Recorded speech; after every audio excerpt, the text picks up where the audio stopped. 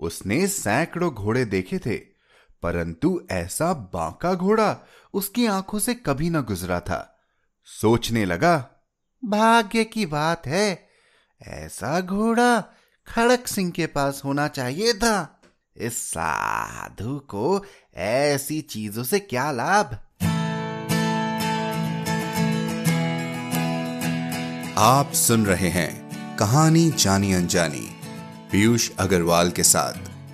चलिए आज की कहानी का सफर शुरू करते हैं। नमस्कार दोस्तों, आज के वक्त में जहां हर एक हाथ एक दूसरे की मदद और दुआ के लिए उठ रहा है और उठना चाहिए, वहीं हमारी आज की कहानी एक सुंदर संदेश के साथ कुछ ऐसी ही बात आपसे कहेगी। दोस्तों, यही है कहानियों की और उन कहानियों में वो शब्द पिरोने वाले की ताकत, जिसे हम आप सब तक पहुंचाते रहते हैं। ईमेल के जरिए नाबेदिया मोहंती जी कहते हैं कि उन्हें एपिसोड 8 की एंटन चेखव की कहानी एक छोटा सा मजाक बहुत पसंद आई। वो उस कहानी के किरदारों से इस कदर जुड़ गए कि अंत में उनका दिल टूट गया। अगर आपने वो कहानी नहीं सुनी तो आज ही सुनिएगा। और हाँ, hello@piyushagarwal.com पर हमें यूं ही लिखते रहिए। हमारी आज की कहानी है हार की जीत, जिसे लिखा है सुदर्शन जी ने। सुदर्शन जी की एक और कहानी साइकिल की सवारी हम पहले एपिसोड 28 में पढ़कर लोटपोट हो चुके हैं। आज की कहानी में भी बहुत मजा आएगा। अब कहानी के नाम में ही हारने से जीतने की बात है, तो विश्वास रखिए, इस मुश्किल समय से भी हम सब जीत जाएंगे। सुदर्शन जी के बारे में और जानकारी के लिए हमारी वेबसाइट piyushagarwal.com पर जाएं। तो आइए शुरू करते हैं आज की कहानी।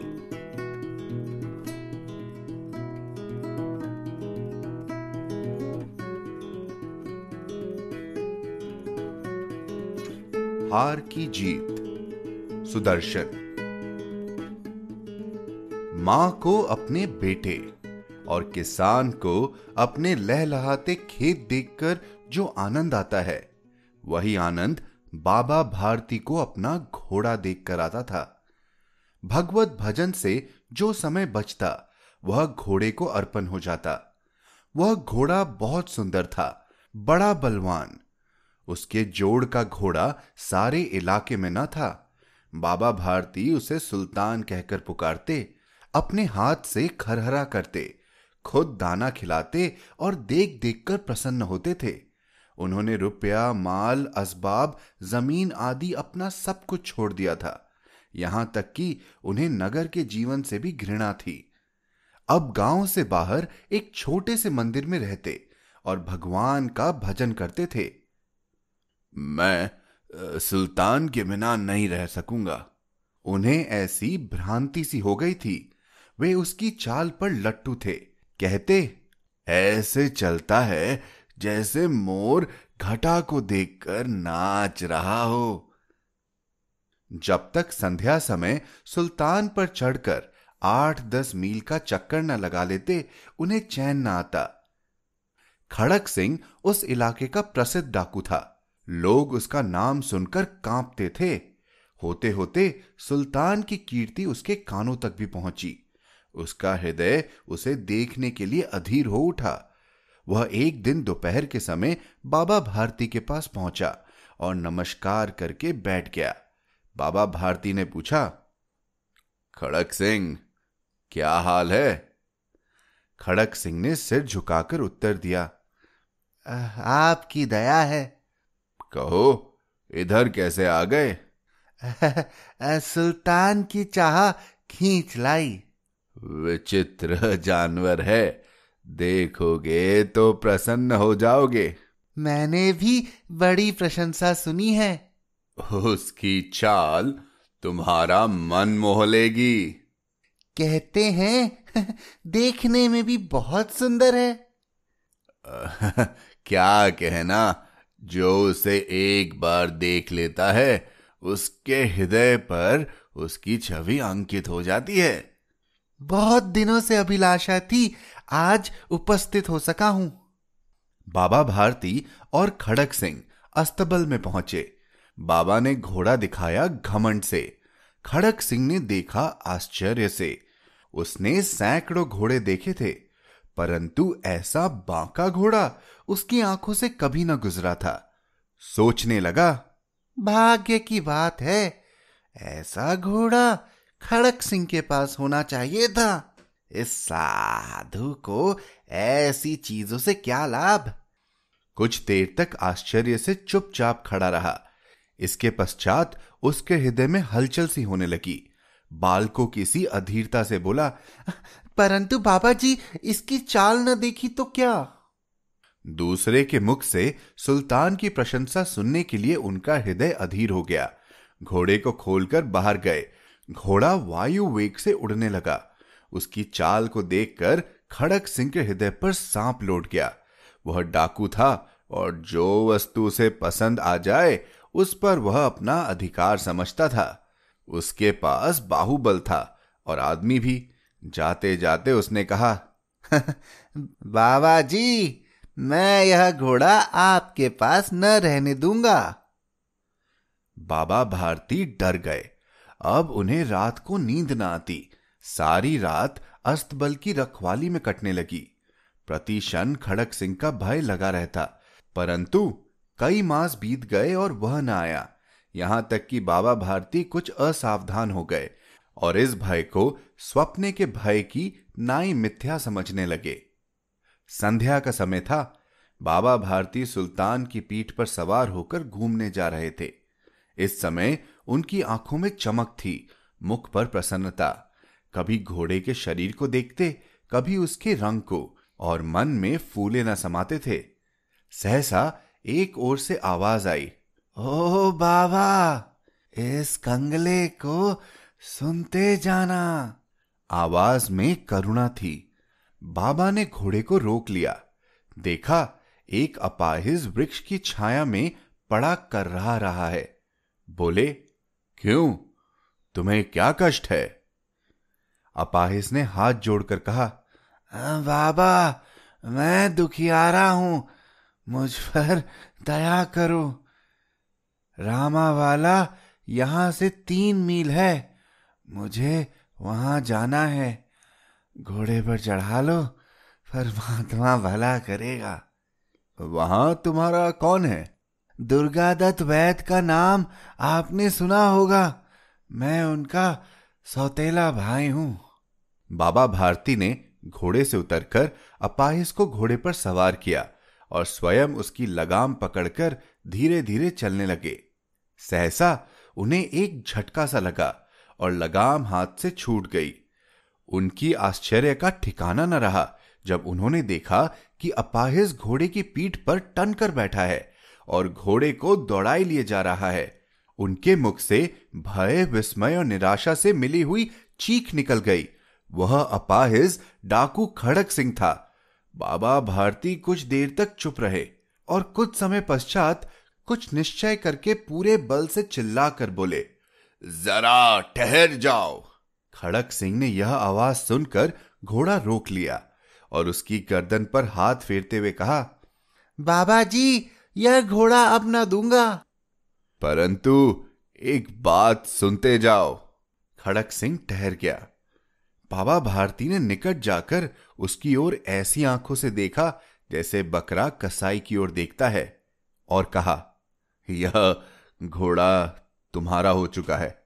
मैं तुमसे इसे वापस करने के लिए न कहूंगा, परंतु खड़क सिंह, केवल एक प्रार्थना है, इसे अस्वीकार न करना, नहीं तो मेरा दिल टूट जाएगा।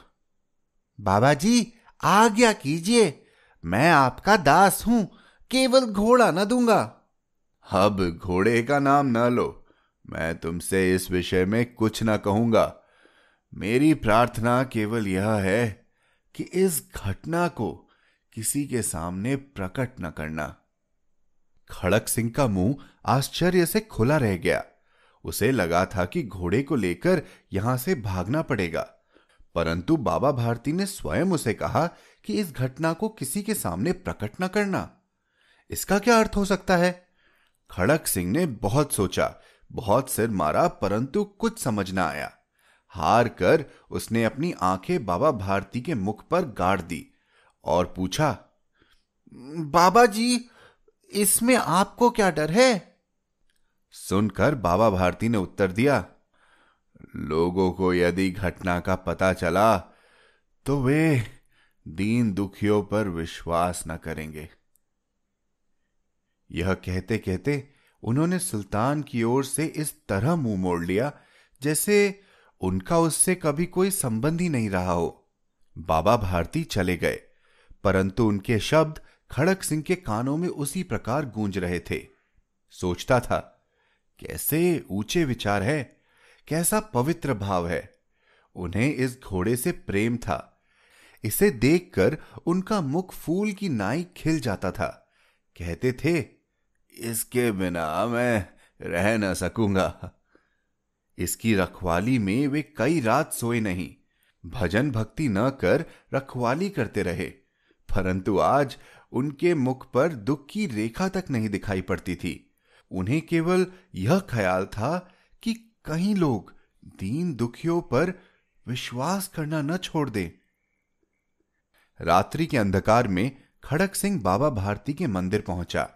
चारों ओर सन्नाटा था। आकाश में तारे टिमटिमा रहे थे। थोड़ी दूर पर गांव के कुत्ते भौंक रहे थे। मंदिर के अंदर कोई शब्द सुनाई न देता था। खड़क सिंह सुल्तान की बाग पकड़े हुए था। वह धीरे धीरे अस्तबल के फाटक पर पहुंचा। फाटक खुला पड़ा था। किसी समय वहां बाबा भारती स्वयं लाठी लेकर पहरा देते थे, परंतु आज उन्हें किसी चोरी, किसी डाके का भय न था। खड़क सिंह ने आगे बढ़कर सुल्तान को उसके स्थान पर बांध दिया और बाहर निकलकर सावधानी से फाटक बंद कर दिया। इस समय उसकी आंखों में नेकी के आंसू थे। रात्रि का तीसरा पहर बीत चुका था। चौथा पहर आरंभ होते ही बाबा भारती ने अपनी कुटिया से बाहर निकल ठंडे जल में स्नान किया। इसके पश्चात इस प्रकार जैसे कोई स्वप्न में चल रहा हो, उनके पांव अस्तबल की ओर बढ़े, परंतु फाटक पर पहुंचकर उनको अपनी भूल प्रतीत हुई। साथ ही घोर निराशा ने पांव को मन मन भर का भारी बना दिया। वे वहीं रुक गए। घोड़े ने अपनी स्वामी के पांव की चाप को पहचान लिया और जोर से हिनहिनाया। अब बाबा भारती आश्चर्य और प्रसन्नता से दौड़ते हुए अंदर घुसे और अपने प्यारे घोड़े के गले से लिपटकर इस प्रकार रोने लगे, मानो कोई पिता बहुत दिन से बिछड़े हुए पुत्र से मिल रहा हो। बार बार उसके मुख पर थपकियां देते। फिर वे संतोष से बोले, अब कोई दीन दुखियों से मुंह न मोड़ेगा।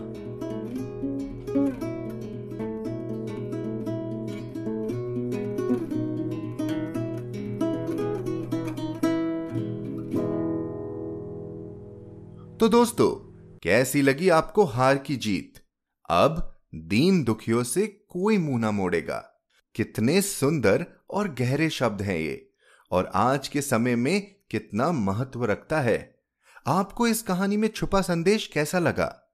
हमें जरूर बताएं hello@piyushagarwal.com पर। और साथ ही एप्पल पॉडकास्ट या आप जहां भी ये कहानी सुन रहे हैं वहां अपना रिव्यू या कमेंट डालना ना भूलें।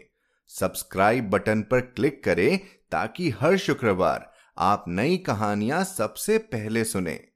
आप तक नई कहानियां लाने का श्रेय मैं अपनी टीम को देना चाहूंगा। आज के एपिसोड की प्रोड्यूसर हैं देवांशी बत्रा। आप सुन रहे थे कहानी जानी अनजानी पीयूष अग्रवाल के साथ, जो कि इंडी पॉडकास्टर की एक पेशकश है। तो हम आपसे मिलते रहेंगे हर शुक्रवार। तब तक के लिए अपना ध्यान रखिए, स्वस्थ रहिए और मुस्कुराते रहिए।